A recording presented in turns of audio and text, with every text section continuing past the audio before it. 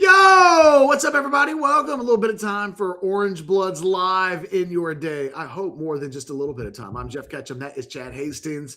We'll be doing this for a while, talking Texas portal, Texas football. It feels like there is a clock a-ticking, and there is. We're just a few days left where guys can enter their names into the portal. We'll get into some of the specifics here in a second. Do us a solid. Like button, subscribe, notifications, just hit a bunch of buttons. We do appreciate it. And if you're watching this live, jump into the Specs chat. We'll tell you more about Specs in a little bit, but they are the official sponsor of the chat. Mr. Hastings, are you portaled out yet? Like, are you ready for this thing to be over with? No, I need 4 weeks of portal. I love the portal. What I don't love about the portal is that Steve Sarkisian said they were going to get better at blocking, and they're not getting better at blocking. I do like that Wingo and Seaton may have started following each other on Instagram. Thank you, Tex Blonde, for the info. That's what I'm looking for, Catch. I'm looking for little morsels of information on this story. There were no big offensive line names that were really out there a couple of days ago. Now there's one big name, literal and figurative, but the discussion is going to be about, is Texas really going to go after Jordan Seaton from Colorado? So let's get into it. You weren't on the modcast yesterday, obviously. We talked a little bit about it, but I definitely want to get your thoughts on how real you think this could be for Texas. I mean, I think it's real. I definitely think Texas is in the thick of this. I think it's complicated, though, for potentially a lot of reasons. I don't know that they necessarily think that this guy is better than Trevor Gooseby. So I don't know that they feel like they need to be asking Trevor Gooseby to make a move from left tackle to right tackle. And do they want to pay a right tackle, in theory, whatever amount of money it's going to cost? The answer may very well be yes. But I think that... Do we know, real quick, do we know if he's willing to play right tackle? I think these are all conversations and things. I mean, okay. I think that's a more complicated. I think it's complicated for everybody. I think that, would there be a conversation where it's like, hey, Trevor, if we do this, how open to this would you be? I don't even think that's a conversation they want to have. Again, not Gooseby, Seaton. Oh, I know, but I think that on some level, you got to have both of them, I guess. You have to have both conversations about the switch. Got to figure out who's open to what. And, I do think that they want to get this kid in for a visit. The visit list will be interesting. LSU, Oregon, a lot of the usual suspects. It hasn't been a very deep year on the offensive line at the top. I've seen people talk about this guy like he's the Cam Coleman of offensive linemen, and I don't personally believe that. He's a former 5-star who has been pretty good so far. He's good in pass protection. Like he's really good, but I don't think he's the Cam Coleman of offensive linemen where it's like, oh yeah, that guy next year, top 5, top 10 in the NFL draft. He's that good. He could become a first-round draft pick. I think he could be a second-day guy. I think that he's a really talented offensive lineman that everybody's had earmarked for huge success. He hasn't quite got there yet. Yeah. But there's really nobody else like him on the market. And has he been their left tackle the whole time? Yes. Okay. And I think I saw a stat today that he gave up a 2% pressure rate, and Trevor Gooseby's was right around 3%. So it gives you an idea, like in that capacity, playing in the Big 12, he's been a really good player, but he's not been great yet. This isn't an All-American changing sides. This is a guy who could become an All-American. Again, I think he's a little bit less proven than Cam Coleman. I think there's a little bit less of a guarantee on the box. But when there ain't no other boxes in the store, right, and there's one box, do you have time to ask, hey, you guys got a guarantee on that bad boy or not? Like, I don't know. And I think that it's going to be an interesting recruitment. I had somebody mention to me today that this kid's not the only frying pan on the stove for the Longhorns. So it's not necessarily this kid or bust. We're still waiting on Wisconsin interior lineman Joe Brunner to say do anything. He visited Wisconsin right before the deadline for the dead period.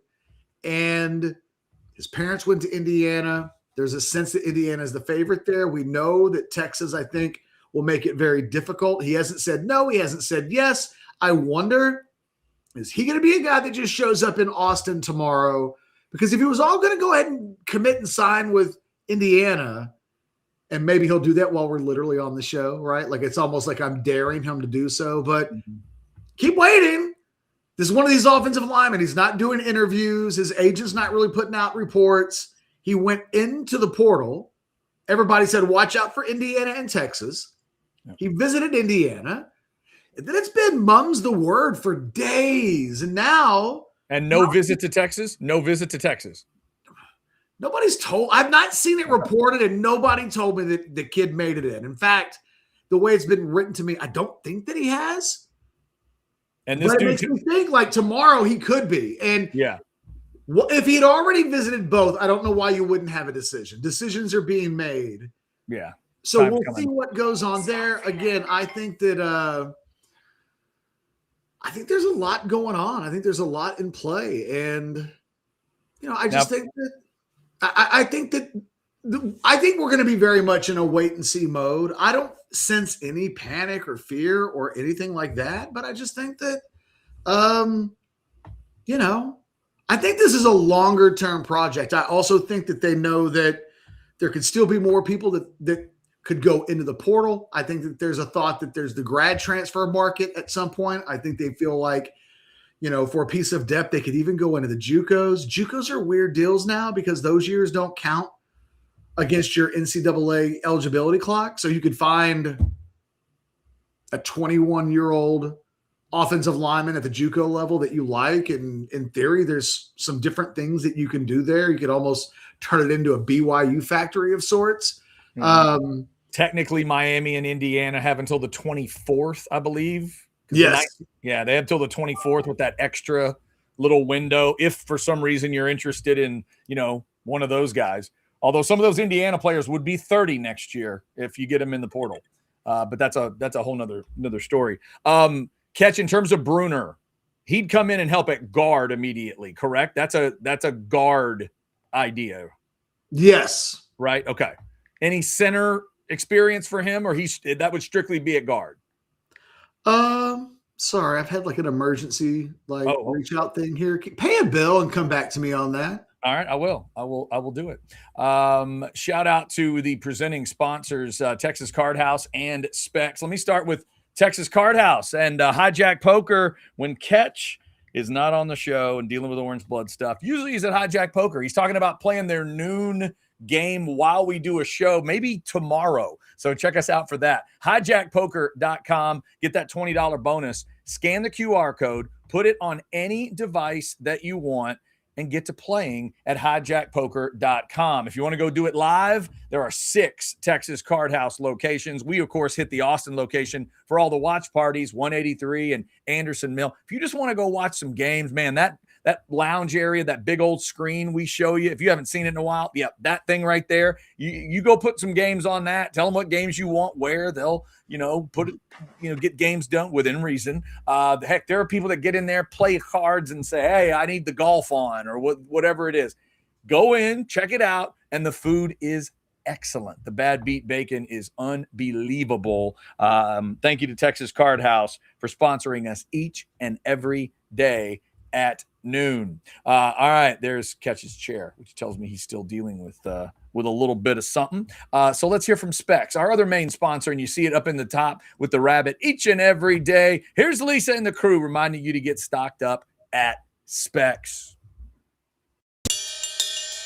Shop Specs! 60 years in the Lone Star State, a one-stop shop so you're never late. Price is so low that you want to know which way to Specs. Come on, let's go.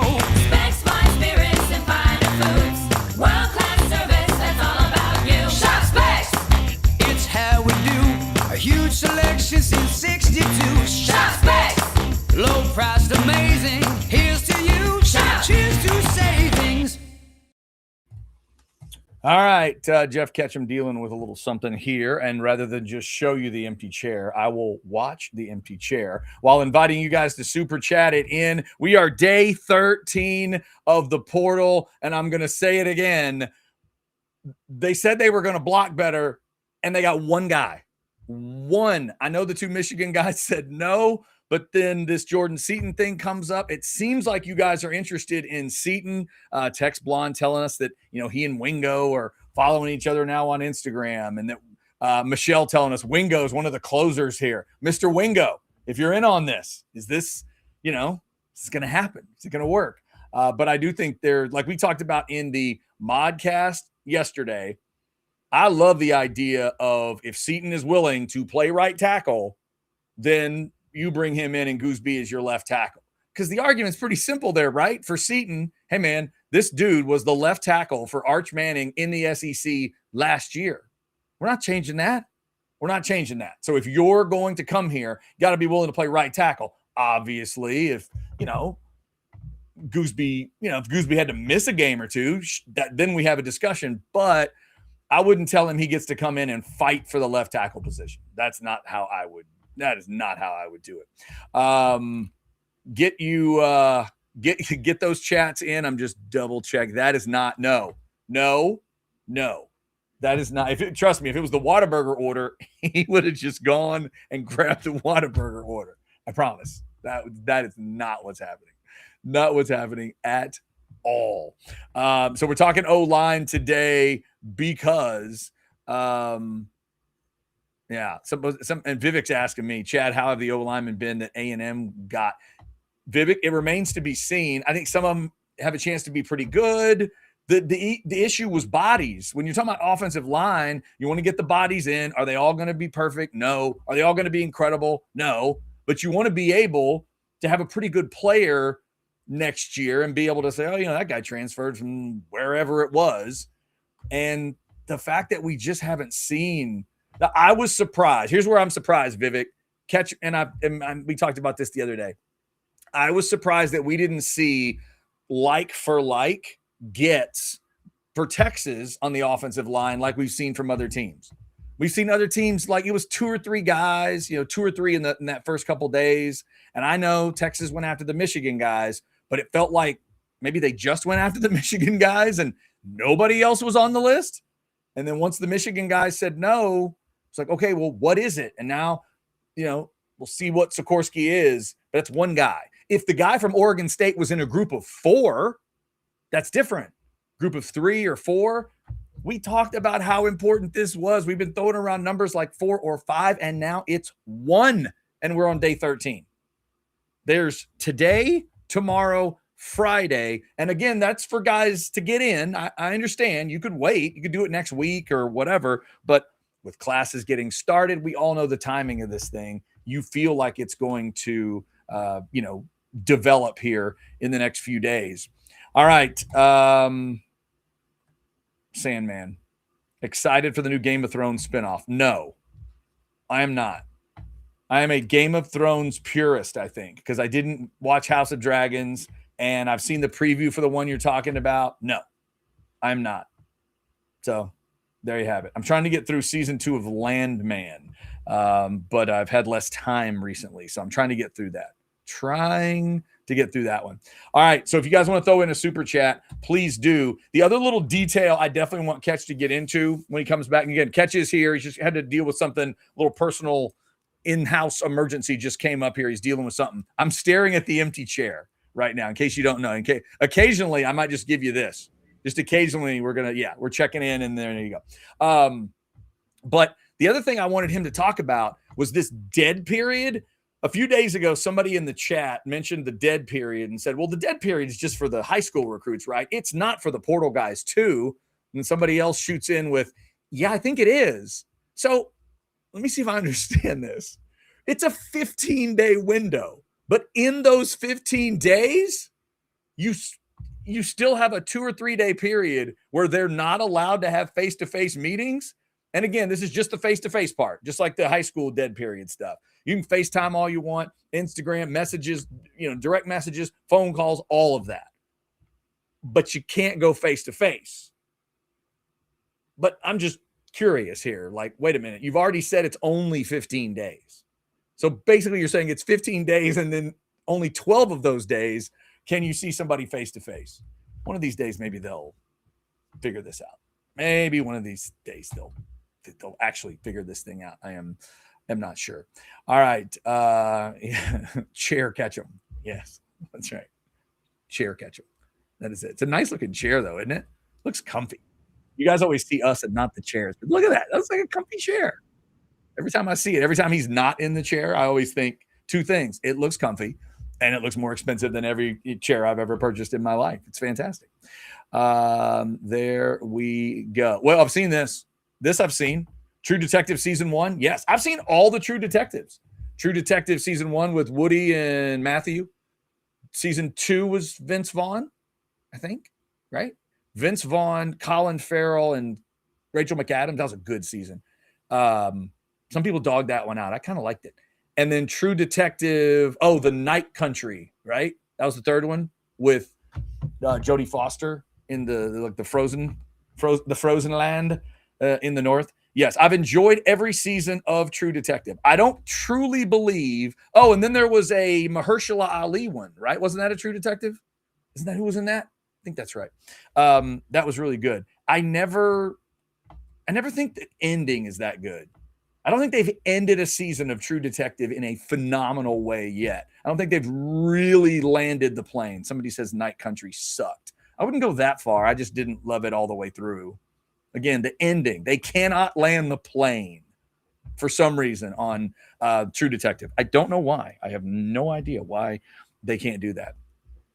All right. If you guys want to, look, it's turned into TV you'd recommend. Chris Bennett says The Pit's good. I saw, what's his name? Noah Wiley won a Golden Globe the other night. I'm rewatching the Golden Globes.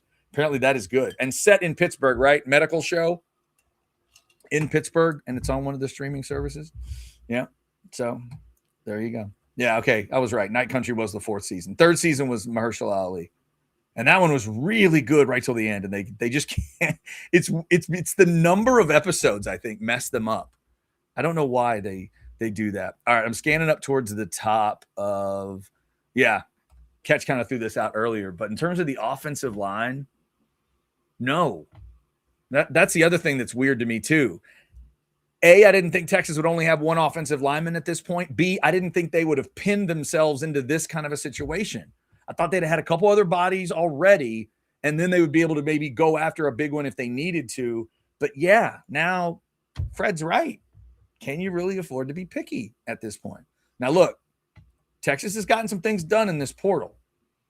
I think it's probably still the number 1 class by a lot of people. Getting Cam Coleman is huge, and the running back room feels like it got upgraded and all that. But this was the first thing out of Sark's mouth. The first thing was O-line. They dealt with linebacker. I dig the Biles move. That kid, really good. I dig I get all of it except this part. This is the first thing he said. You're going to follow up a season where you just went, we're good. Our offensive line coach can develop them all. You're going to follow that up with, we really need to address offensive line. And there'll be one guy from Oregon State. I don't know. All right. I am seeing the chair has been replaced with a person. That person is Jeff Ketchum, ladies and gentlemen. Everything all right? We good? Yeah, man. Everything's fine. Okay. All right. Good. That's good. I gave a shout out to our 2 big sponsors up there at the top right. Little Texas Card House, little Specs. Talked a little more O-line, and it turned into a weird TV discussion in the chat with people telling me what to watch on television. But I did try to talk some offensive line a little bit. What can I tell you? Sometimes I would say that I haven't taken many phone calls in the history of you and I doing the show. So, okay. Hey, I had to take that phone call. Sometimes it's got to be done. Let me get you back in this way. I wanted you to talk about, just clarify this for me. In the 15-day period that they have for the transfer portal, there are 3 of those days where you can't have face-to-face meetings. They put a dead period in for the portal guys. That ends in less than 12 hours. Why does it exist? Probably 11 hours East Coast. Why? I don't know. Okay. I don't know. All right, just wondering. Okay, so here's a quick super chat that just came in from Tony. We were just talking about this guy. 199. Did we lose out on the guy from Wisconsin? I haven't seen anything with the conversation that I just had suggested that Brunner probably is not going to be in the picture for the Longhorns. So I don't know if that's happened officially or not, quite honestly. Okay. When we came on the air, I had not seen anything on Brunner. But what I will say is I didn't have a conversation where Brunner's name was mentioned, but that's kind of maybe the point. So, you know, I will continue to explore a little more there. And my anticipation is that kid's going to end up at Indiana based on the fact that really wasn't part of the conversation that I just had. So I was just kind of rambling about it when you came back, Catch, but give me I could have made this a buy or sell or whatever, but what is your shock level of where we are right now with this offensive line? It's the first thing out of his mouth when talking about the portal. We had all talked about numbers like 4 or 5. It's one guy from Oregon State. Nothing against him, but it's one guy from Oregon State. He cannot play 5 positions, much less 2 or 3. So how shocked are you that we're day 13 to the portal and they've got 1 O-lineman? I mean, it's up there. It's up there. This is not, it's funny. I just don't think. I think so much about what's happened in the portal has gone by their playbook, to their credit. I think even the way the running back thing kind of unfolded, there wasn't anybody else in the country that was shopping from if Isaac Brown and Jaden Baugh go into the portal, we might pluck those guys for a bunch of money. It wasn't like anybody else was in that conversation. And then when they didn't get those guys, and then Kwan Lacey re-ups with Ole Miss, they just went out and got arguably 2 of the top other guys. By the way, Justice Haynes does sign with Georgia Tech today. Oh, wow. Okay. Strange one. Yeah. Disappointed there in Justice because I wanted 3 big-time names. I wanted it to be Bama, Michigan, USC, something like that. But Bama, Michigan, Georgia Tech, sorry, Jack, that feels different. And look, I would just, for a second, let's stop and acknowledge whatever world and era of college football we're in from a parity standpoint. Georgia Tech just took arguably Michigan's best player away from them because they money whipped him. Yeah. That happened. Hey, they're in a big city. They're in a big old city right there in Atlanta. Well, all these schools, though, that are in these major power conferences, they all have their millions to spend now. Mm-hmm. I mean, these schools now have guarantees coming from the university outside of collectives and stuff like that allow them to be competitive in ways that Georgia Tech 2 years ago or even 12 months ago wasn't indirectly. And here's the other thing. Everybody was like, isn't anybody paying attention? Aren't there guardrails? Isn't the NCAA paying? Who are the police in this? When that kid, Justice Haynes, entered the portal, the word was Michigan was told that Georgia Tech was going to give him $2 million. They were like, guess you got to go to the portal. He goes to the portal. We don't really hear anything about anything with him. We don't hear any other schools, nothing. And then he signs with Georgia Tech. That's the world that we're living in right now in college football. Tampering. There's no such thing as tampering. It's just not. It's naive to think so because that situation is as crystal clear as it could get. I mean, that wasn't even state secrets. There were people who were coming into our show in the chat after that happened, and they were like, well, everybody's talking about the $2 million that Georgia Tech is reportedly going to offer. And you think to yourself, well, maybe it won't quite go down like that. No, he went to Georgia Tech. And we can't pretend that Michigan wasn't going to pay him or that he went backwards in terms of prestige because of he wanted to be a yellow jacket. There's just a lot going on there. And I'm not mad at anything or anybody whatsoever. I'm just saying when people say things like, who's watching the store? Nobody is. And I think the people that probably are complaining about the fact that the store is not being watched are probably the people who aren't having a lot of success right now. And I think if you pay attention, Texas did all of its complaining before the portal opened up. That's true. Yeah. Some good pre-complaining. Oh, they pre-complained like they were an NBA head coach going into a game 5 where it's like, this guy's record when refereeing against the Greek Freak, the Greek Freak's team is 9-0. And, you just start talking out loud stuff.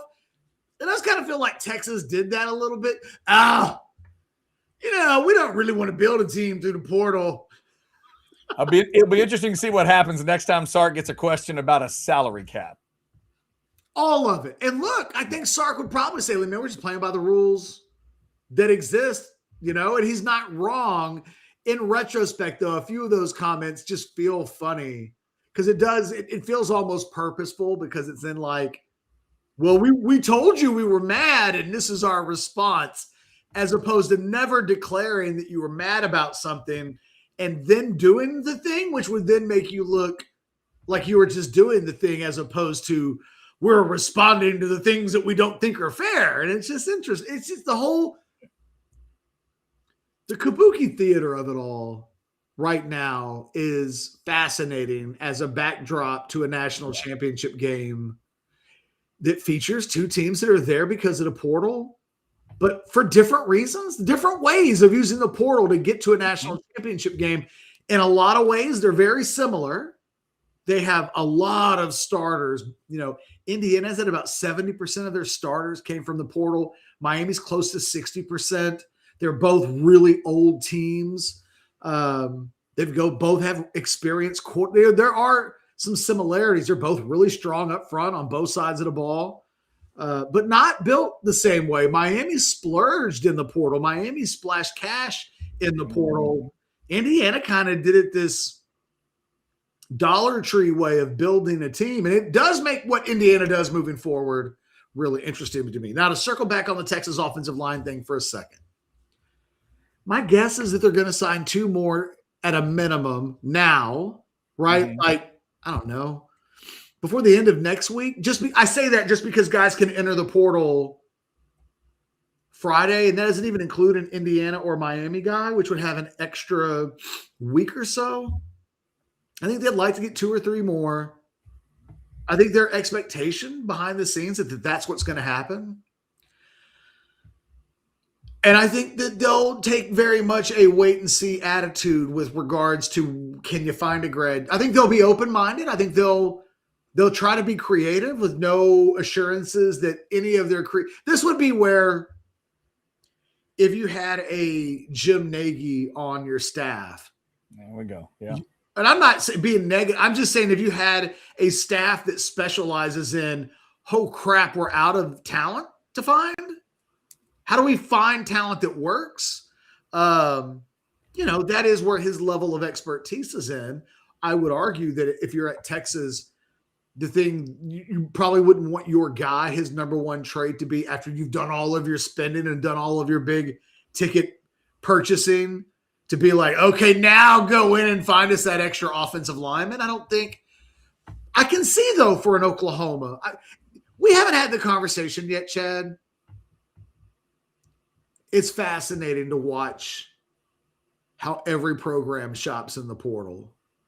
And Texas and Texas A&M only clashed really once that it really seemed right. They went at it for Cam Coleman. Yeah. But beyond that, it felt like they somewhat avoided each other, but it felt like they were shopping in the same class of players. Oklahoma is still kind of Dollar Tree in it a little bit. Just to back up a second, Catch, because someone was asking about those offensive linemen A&M ended up with in the portal. Was Texas in on those discussions too? Like, were they going after those? Because those were the type of guys I thought both would get. No, on paper, those are. And look, I think when it's all said and done, Texas will probably have a few more of those types of guys. Okay. Guys that you probably aren't going to go to Pro Football Focus and go, oh, Jesus, how did they swindle the best offensive lineman out of the Big 12? I don't know that it's going to quite be like that. Right. But I think they'll feel like I think what A&M and Texas both have probably done is find guys that they think fits what they want to do from an ideology standpoint. You're hoping to get 1 or 2 of those guys to hit. This is not dissimilar from what Texas did on the defensive tackle side of things the last couple of years, where you sign a volume of bodies. You feel good about most of them that you know they can play. Survival of the fittest. A couple of these guys are going to have to learn how to play really, really well. And if they do, then that's the tide that lifts the boats on the entire offensive line. I think that the offensive line question for Texas now is really interesting to me. If they do nothing, right? Let's just stop right now and take stock of where they are. Mm-hmm. They go into next season, because this, I think, is a really interesting Jordan Seaton piece of the conversation. How much is it he's the best offensive lineman available versus he's the best one they need? I don't know, but they go into next season, if they do nothing else, probably the best pair of starting offensive tackles in the SEC. Both guys, returning starters. Goosby's almost certainly going to be first team all SEC going in. Baker's coming into year 3, second year as a starter. As a combo, there ain't nobody in the SEC that's got better than that. Now, I'm not going to go get so bold as to say, like, these are the best pair of tackles and everything. There's no hyperbole there. It literally is. Not a lot of teams in college football will return both starters at tackle. Very few of them will have an All-American at one of those tackles. And then the other one, very few of them will have a guy that's been paid a bunch of money as a former 5-star level prospect who's now in year 3, second year as a starter. Like, that looks good. Connor Robertson's your center. And if this season was the floor for Connor Robertson, then Texas will be okay at center. Right? We're on the same page so far, right? Yeah, and you kind of, especially now that you might start this season knowing he's the center instead of like oopsing into it because of an injury like they did last year. So what we're really talking about is what they really need more than anything else are two guys that can come inside in the interior as best as possible and be plus players.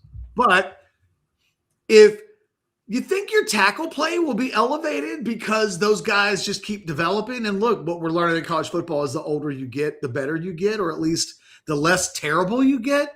Isn't that what happened to Cole Hudson this year? He was never great, but we started to see fewer and fewer of the oh crap plays. And then a game would end and you would go, hey, other than that one time, you'd probably say that, right? Other than that one play, I don't remember Cole Hudson doing anything bad today. Which is a completely different deal than when he was a freshman and stuff. And you would just go, how can that be the best that Texas has? Put DJ in, and then they put DJ Campbell in, and then you go, oh, God, put Cole Hudson in. And then they would just do this dance back and forth, back and forth. It got better every year for both of them. This year, they both were as good as they both have ever been. That doesn't mean they were great. In fact, DJ Campbell was a bust as a 5-star player. Let's just say what that was. But I think if you can look at what Texas is going to have, I think you can feel good about Connor Robertson. So Texas has 2 massive holes. Guards, starting guards. Yep. And then really a sprinkle of depth. Because there's no tackle that they could certainly say, if we had an injury, would we be okay if that guy had to play? And because they don't even have a starting guard right now, they definitely don't have a backup guard. So I think what's really interesting is the Seaton kid does not fit the profile of what they need. But the Seaton guy is the best guy available, and you could add him to your line and then move some parts around and make it work. Well, I was gonna say the idea that Alex threw out yesterday, I wanted to get your thought on is, what if Seaton becomes your right tackle? And his argument was that allows you to make Baker your right guard. And that could improve things overall. Do you buy that idea? I think that's a very tough needle to thread. Yeah. Because there's a lot of parts there. For instance, I don't know that anybody else in the portal is talking to the Seaton kid about playing right tackle. Everybody else is talking about playing him on the left side, which is his natural position where he's been playing. And I think the position that he thinks showcases himself for the NFL the best as possible. Right. So, and that's probably, I mean, that's fair to him. If he wants to, in his mind, he might be thinking, I want to go be a left tackle somewhere. But I just don't know how do you tell the guy? I think, Chad, I think the thing that Texas is going to have working against them, I don't think it's going to be the money. Although I also don't think this is dude, if it had come out on Monday that $10 million is what it took to get Cam Coleman, I was convinced that Texas would have done whatever it took to get Cam Coleman. I know it sounds crazy, but they were not going to let Cam Coleman get away from them. I really feel like they felt like, you know what? Special circumstance. Mm-hmm. I think they're looking at the Jordan Seaton situation, and he's a left tackle. He just is. That's his position. And is it, if the title of this show had a 5 and all those numbers on it, I mean, is that what you're hearing? It could. Wow. It could. Damn. Because we're talking about, like, it would not, I don't know that this kid's going to go to Texas Tech. Tech's in this, LSU's in this, Oregon's in this, Miami's trying to get in this. That's a different set of buyers, quite frankly. If we go back to the Cam Coleman situation, Tech is a bit of an outlier. Texas A&M, Alabama, he never visited USC. All three of those schools made you feel like, oh, he's going to get paid a hell of a lot of money. But it never felt like, if it goes to crazy town, watch out for either of those three. With all due respect, I think Texas fans look at Aggies and think that they're, financially irresponsible and would do anything. And I think A&M fans look at Texas and see the same thing, and Alabama the same thing. But I don't think there are examples in the portal yet of a David Bailey situation at Texas Tech where they're like, well, you know what we did? We just text messaged the kid. You know what's cooler than $1 million? $1 billion. And then that's how we got the kid. We just told him we were going to pay him $1 billion like Zuckerberg. Like, I don't know. Those schools don't do that. Oregon, Miami, Tech, LSU with Lane Kiffin. Like, I don't even know what the landscape is. I think Texas is here's what's going to have to happen. I think the kid's going to have to want to come to Texas and take their money and then kind of be okay with, we're going to figure out the tackle thing when we get everybody on campus. But we're not. You're going to play. You're going to play every snap. Yeah. We're probably not telling you that you're taking Trevor Goosby's position. We're just not. Yeah. And is that going to be the deal breaker? Then I think that they know that Trevor Goosby is better than this kid. And I'm not even convinced that Trevor Goosby is going to remotely make as much money as this kid. So in the world of, are you fucking up your locker room at all? I do think one of the things they have to take into consideration is, what does this do to maybe the guy that a week ago we said was maybe the most important person, not named Colin Simmons or Arch Manning in our program, is that guy. Well, why did we think that? Because we think that guy can be a top 5 NFL draft pick. Well, he's back. He's happy. I don't know that the guy that you need to make more happy is Jordan Seaton. And I think that is the rub. This is not Cam Coleman, which is like, well, what happens if you sign Cam Coleman? It's like, well, what do you mean? Right. Well, because you didn't have a Cam Coleman. Yes. The argument here is you might have this dude plus a little bit. You have a guy that protected Arch Manning's blind side last year.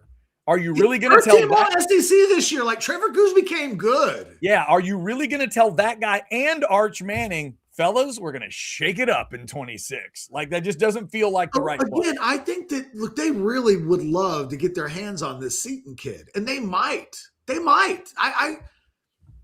I had a gun to my head, I think Texas gets a visit. How about that? Okay.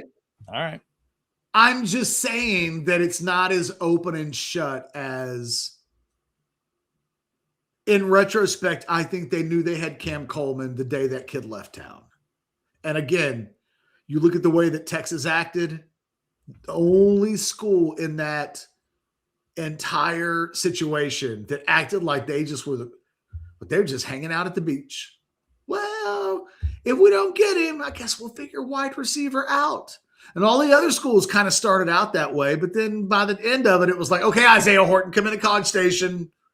Uncle, we get it. And it wasn't that they would have turned Cam Coleman down, but sometimes you learn things by not learning things. And I think that that's what ended up happening in that recruitment is all the schools realized maybe we don't know who number one is, but we know we ain't it. And they all slowly recognized maybe we don't know where this is ending, but we know where it's not. And I think that the Seaton recruitment is going to be real interesting. Who gets the first visit? I don't think he's technically in the portal, Chad. So when that news came out, it'll be interesting to see how long it takes for him to, because we keep talking about, will he take a visit on Thursday? Will he be able to take a visit on Thursday? So you're saying all that's been out is that he's planning to go in the portal, but it hasn't technically occurred? As of noon, yes. Gotcha. This is a little bit like your Brunner question from earlier.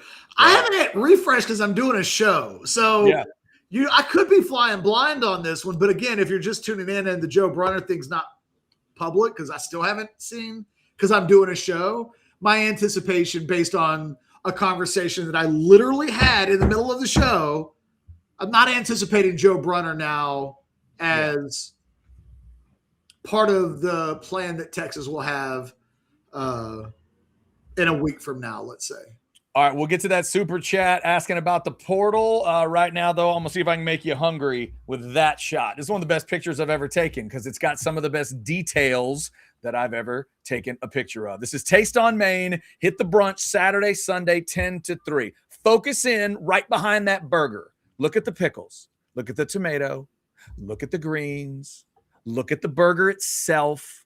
Look at the details. See the drink in the background? That's the Sam Elliott's mustache, one of those big old ice ball kind of drinks. I love the glasses at Taste on Main. I love the way they feel in my hand. I love the weight of it. That coffee mug back there, it's awesome. It's great. Love their coffee. Just every little detail is taken care of at Taste on Main. Go see them. That's the building you're looking for down there, and that's your QR code for more info. If it's not brunch time Saturday and Sunday, it is an awesome casual steakhouse the rest of the time. Go see them. Tell them you heard about it on Orange Bloods Live. Taste on Main. That's the smash burger that's a part of the brunches there.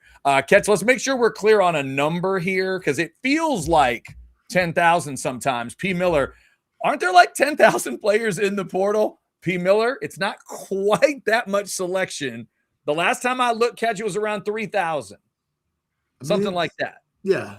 So no, I think it's closer to 5 now. Okay. 10,000. I don't know if we're going to hit 10,000 by the end.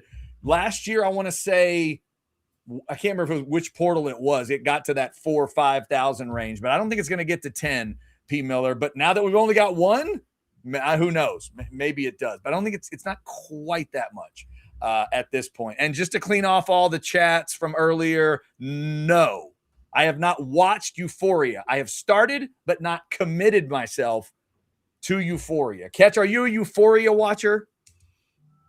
No, but I want to because, I do love me. That's Zendaya, right? It's Zendaya. I believe Sydney Sweeney is in that show. And it's also one of my favorite kind of shows. It's a sexy, dirty show, right? Yeah, no, I need to because it always feels like Zendaya's wearing like a half shirt. Yeah, I think I'm like an episode and a half in. So I'm just not committed yet. I'm one of those that I got to see like 2 episodes, maybe 3 before I know if I'm in or not. Rare sneeze on the show. Sorry. Yeah, I'm not in officially on that. All right. Wait a minute. My bad. Kenny says Cody just retweeted. There are 10,500 that have entered and about 6,000 still without a home. Good grief. I did not realize it had gone to that level. I swear I just looked the other day and it was 2,800. Just a sec. Something like that. That's crazy. Wow, I did not know that it was that. All right. Thank you for that information, Kenny. Maybe it is. My bad, P. Miller. I guess it is 10,000. Who knew? I obviously didn't know. 10,000 people in the portal. Who knew that? You good, Ketch? You have a sneezing fit? What happened? No, let me tell you what happened. I just had to blow my nose. After I had the multiple sneezing fit, I just have never needed to blow my nose in the middle of a show before. I'm glad I had Kleenex nearby. Yeah, had to take care of it. Sometimes it happens. You gotta do what you got. Man's got to do what he's got to do, and that's what I had to do. We've cleaned off all the super chats. If you want to throw us one, we got about 15 minutes here to go. Catch has got to be gone at 1 today. So just will give you a timing if you're watching us live. All right, Catch. So we've hit a lot of this Seaton stuff and O-line stuff. I'm trying to think if we've missed anything today. Is there something else we haven't hit, whether it's Seaton or more O-line? I mean, we're focusing in on O-line because, it's kind of a big deal. I think that, I think they're still shopping for an edge guy. Okay. And we've heard the Caleb Herring kid out of Tennessee being mentioned. Yeah, good player. Good player, but I don't know that he really elevates what Texas already has. So good depth. I don't know that you sign him, and you know what he would be for me is kind of a Brad Spence signing. Yeah. That guy's going to come in and that makes sense. And he'll be on the field and play.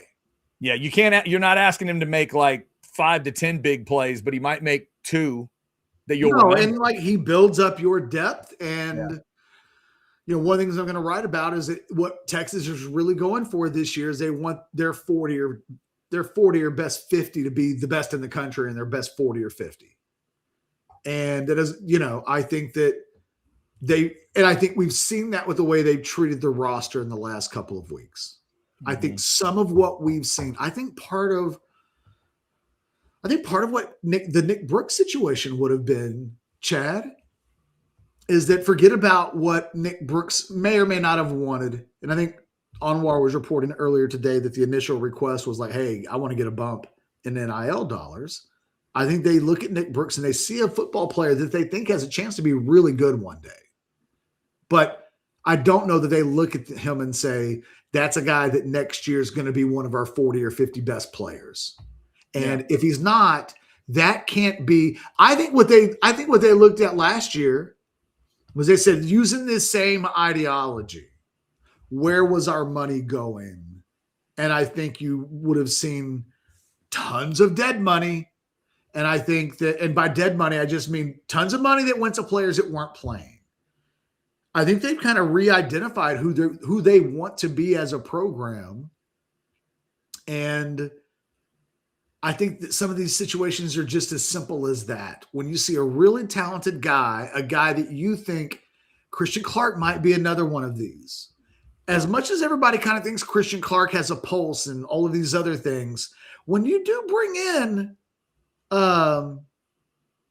the 3 running backs that Texas has brought in, it does position Clark in a position where he is the 3rd or 4th running back at that point, with all due respect. I mean, Hollywood Smothers and Raleigh Brown, like they came in here to be frontline guys. They're going to be paid to be frontline guys. Same with Derek Cooper. You would love to have a guy like Christian Clark remain on the team, go through another year. Who knows? Maybe next year, all of the clutter is removed and you're the starting running back. So they would love to have him on the team. They want him on the team. But if Christian Clark comes to them and says, look, I can make X amount of dollars at Utah or wherever next year, that's what I want to get. I think Texas is going to look and go, are you definitely one of in this core group of guys that we think determines whether or not we win the national championship next year? And it's actually a really interesting exercise, Chad, because I think one of the things I'm going to write about this week is me doing a mental 1 through 85 kind of draft of who they are this year. And then I kind of probably going to do the same thing. I'm going to go back the last 3 years and do the exact same exercise so that we can then take what did 40 through 60 look like for teams that went to the playoffs versus a team last year that came quite a little bit short, to what does it look like they're going to do next year in that same capacity? Does it look like the roster is elevated? That's what they're going for. They're going for, we want and not number 40 to be our number 40 play. They want the totality of 1 through 40. They're able to whip teams as others 1 through 40. Not necessarily that their number 35 is the best number 35 in the country, but collectively they want that 1 through 40 to be the best. I think that's where they're spending their money. I don't know that I think the last remaining guy that maybe upgrades that is Jacob Seaton. I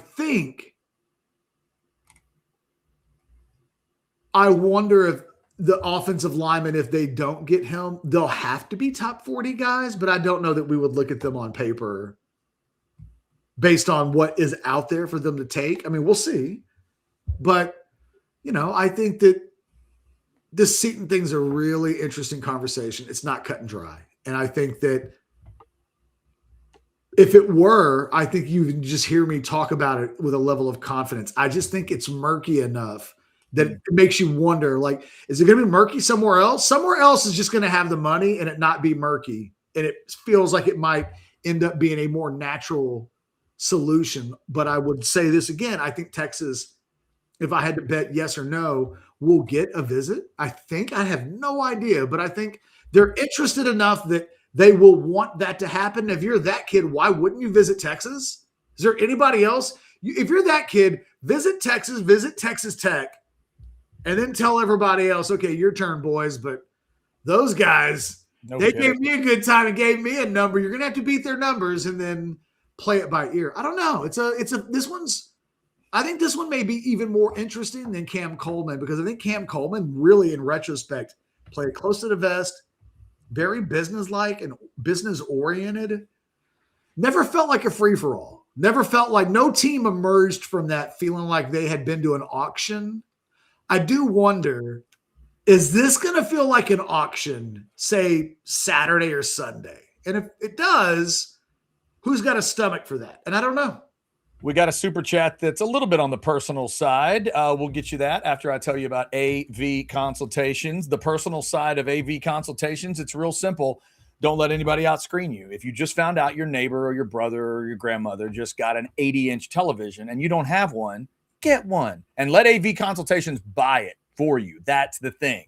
Let them buy the TV. Let them handle all the details, because they've been doing this a long time. Since 1988, they'll get all the deals. They'll get all the discounts. They'll get all the stuff that you can't get, and then they'll set it all up for you. They'll make sure the speakers are right, the cords are right, all that cool theater furniture you've always dreamed of. They will make sure it's perfect. If you head out to Pluckers this week for some trivia or to hang out, watch games, look around. They set up every Pluckers in the Austin area. AV Consultations is the one that did that. If you want the TV in your mirror, in your bathroom, like at Pluckers, they can do it. 255-8678, 255-8678, or go to avconsultations.com. Tell them that you heard me talking about it here on OB Live and get that set up you have always wanted. All right, slightly personal super chat, and I frankly don't know. Maybe Catch does. AZ Texan, $4.99. Any confirmation Sark has gotten a flu shot?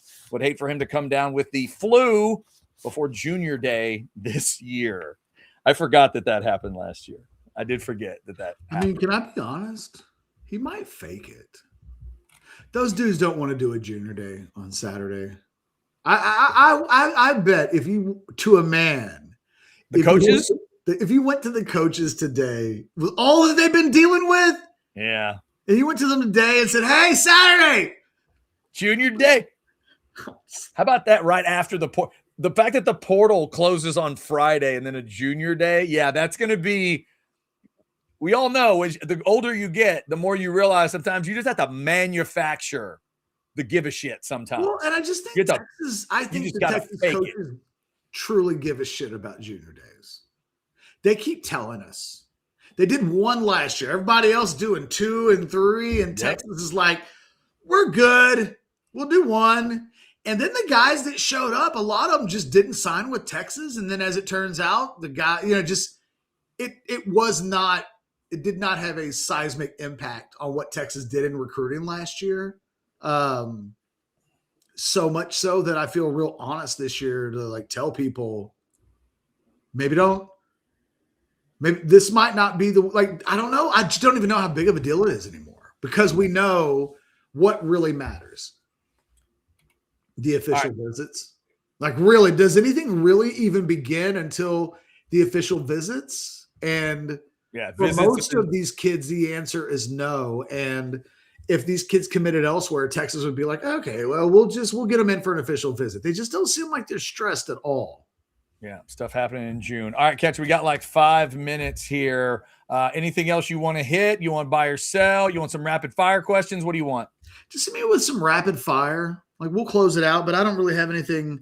All right, I'll mix it up a little. Does Texas want Nick Brooks to be back next year? For the people that are confused about that story, do they want him back? I think they would absolutely take Nick Brooks back. Okay. But I think at a minimal financial outlay. And so could this be a situation where he goes and tests the waters and then decides this isn't what I thought it was going to be, and then I want to come back? I mean, I would say never. We've learned in this portal window that Sark's old hard line, once you go out, you don't ever get a chance to come back. Well, we thought that was kind of phooey then, because we know guys that have entered the portal that they've been able to talk out of the portal before it becomes the 48-hour mark, and then their names go in the portal officially. Yeah, I mean, I wouldn't close the book on that. They would take him back 100%. Okay. Under the circumstances which they would feel comfortable with. You know, right now, I just don't know that that's going to happen. I don't think that this is a hard feeling situation at all. I've asked you to do it before. Compare it to Niblack. What's the level of want him back compared to Niblack? I think they want him back more than Niblack, but Okay. I think they think Niblack would help immediately. Where like Brooks is one for the future. Yeah. And- Okay, I got you. And I think there's a thought of like, look, dude, you shouldn't have even played, and that's on us. But don't come to us now and suggest that you should be paid like a starter because you played some as a freshman, and thus that is exhibit A for like why you deserve a pay bump. You weren't good, and we're not doing that again. We didn't do it. Yeah. The moment that experiment ended, you didn't go back out on the field. We're not going to repeat that again this year. We're going to try to raise the bar, and like our hope probably is that you're a guy for 2027 and not one we are forced to play too soon like we did in 2025. And for the record, incentives are not allowed, right? They couldn't say if you get this percentage of snaps, you'd get this. That's not allowed. What's couldn't that? Are they allowed to put incentives in place and say, look, dude, here's what you did, but hey, if you get this No, percentage that's of pay snaps, for play. Like they still can't do that. right? Okay, which is a whole nother discussion. I know, Yeah, but yeah. like Right. I just want to make sure I'm clear. based incentives aren't allowed. Those are the things that in theory a Deloitte would stop. I literally have personally sent in a contract that a lawyer, an agent made me include a piece of language that I knew they were going to reject. And I even apologized at the time. I was like, hey, Yeah. this is going to come in. I know what you guys are going to say. Don't be mad at me about it. Yeah, I got you. And that's what kind of works. I was pretty honest with compliance that like, don't think I'm trying to hoodwink you guys. I know what's going on. Don't think I'm trying to be shady at all. And Yeah. you know, All right, we'll end on a quick buy or sell. This was going to be my first one. You are good with Cam Coleman and what Texas already has at wide receiver. That's finished for you. Buy or sell? wait, am I good? You are good with Cam Coleman and what they already have at wide receiver. Buy or sell? You don't need anybody else in the portal. Man, It's a I would receiver. still be looking at sell. I would still be looking for a really fast guy. Okay. I still don't know like who really is their Brennan Thompson, if you will, right? Yeah. Who's just the guy that's really fucking fast that I agree. just runs by everybody. And I don't need him to catch everything. Xavier Worthy didn't catch many of those deep balls where he was wide open, but the things that it does to what the defense has to do and think about and consider are wildly different than if all your guys aren't guys that can run past people. So I don't know. I would still, maybe maybe it's not a big name guy. Maybe they feel like they've got it all covered, and they very likely could. I mean, I don't want to be completely dismissive of Khalil Lockett, and if they do feel like Emmett Mosley, here's, I don't know. I still don't think I didn't like what I saw of Dalen McCutcheon in the bowl game at all. To me, he's just not at that level yet. And it was just a reminder that I don't know what levels that means they're going to be at in 9 months. And so some of the young guys, I'm willing to give benefits of the doubt that there's another. Khalid Lockett's a perfect example of that. And McCutcheon could be as well. I just know my lasting memory of Lockett was like, let's see more of that guy. And my last memory of McCutcheon was they need to get somebody who can play the slot better than that. Now, he could get a lot better. Mosley could hold that down. There's still a part of me, though, that thinks that they're leaving a little bit of a wide receiver blind spot with not having a wee bit more speed and without a little bit more of a guarantee on the box in the slot. What if Mosley has not stayed healthy this past season? If he's out, what are you doing in the slot? I don't want Dalen, because whatever we think of DeAndre Moore not quite being at the level Texas needed him to be, I think he's light years better than where Dalen McCutcheon is right now as a player. Can McCutcheon close the gap and surpass it? Sure. But right here, right now, today, because this is what got Texas in trouble last year, they looked at players and said, oh, we'll coach them up. Oh, they'll be okay. Oh, they'll get a year better. They went 9-3 in the regular season in part because they miscalculated on internally how much improvement would be made by guys that they were depending on. He's a guy that they're depending on that they may not necessarily have a guarantee with. Like you would, I think, at worst, we kind of know what Trevor Goosby and or Brandon Baker are. I don't know what the hell I think is where McCutcheon fits on that scale. So there's just a part of me that thinks they needed to do more. Sorry, I know it's a bit of a ramble. Yeah, got to roll. Thanks. Like, subscribe, get your notifications. We are Orange Bloods Live.